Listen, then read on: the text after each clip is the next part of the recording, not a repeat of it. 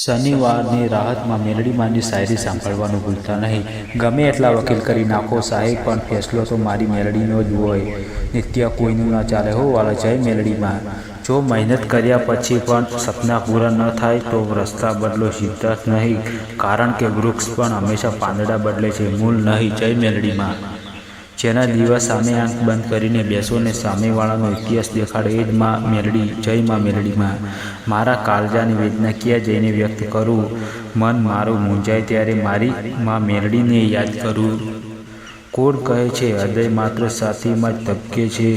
હું તો જ્યારે માં મેલડીનું નામ લખું ત્યારે મારી આંગળી પણ ધબકી ઉઠે છે. જય મેલડીમાં. ભલે ને દુનિયા મને લાખો દુઃખો આપે, પણ જેની સાથે મારા દુઃખની વાતો કરું અને એ મારું બધું જ દુઃખ હળવું કરી આપે, એ બીજું કોઈ નહીં પણ મારી મેલડી.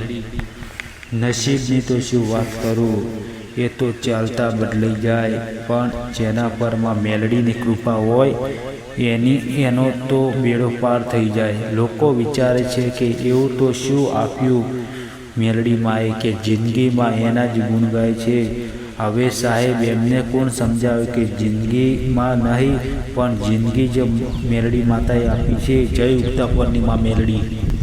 કોઈ રડે છે તો કોઈ હસે છે, પણ જે કોઈ મારી મેલડી માને ભજે છે એ તો મારા વાલા મોજે મોજમાં ફરે છે.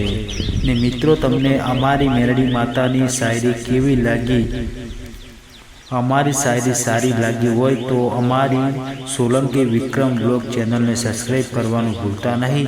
તમને અમારી બીજી મેલડી માતાની શાયરીની જલ્દી નોટિફિકેશન મળે. અને અમારી શાયરી તમને કેવી લાગી તે જરૂર મેલડી માતાની નામનું કોમેન્ટ જરૂર કરજો. માં મેલડી તમારા દરેક સપના પૂરા કરે એવી માં મેલડી માને દિલથી પ્રાર્થના કરી. જય મેલડી. બીજા વિડીયોમાં જલ્દી મળીશું. અને કોમેન્ટમાં જય મેલડીમાં લખવાનું ભૂલતા નહીં.